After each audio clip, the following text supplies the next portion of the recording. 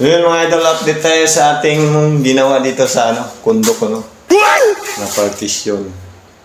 So panoorin nyo mga idol ang aming kinaabalahan dito. Ito mga idol, mga kapasok at update ko. Ito yung ginagawa namin.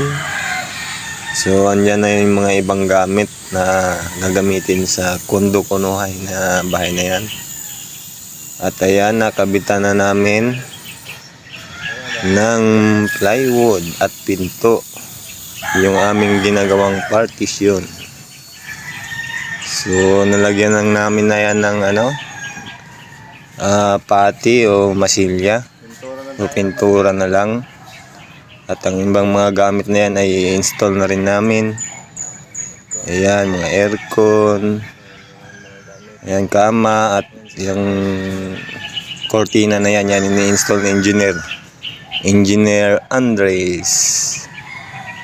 Ayun, sinusukat niya yan, binubutasan niya yan para lagyan ng Torx.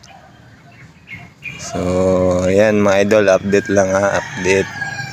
Sana lagi kayo nakasubaybay sa aking mga video at mag-iwan kayo ng bakas mga idol para sa susunod kong video ma-shout out ko naman kayo. So yun lang, bye bye.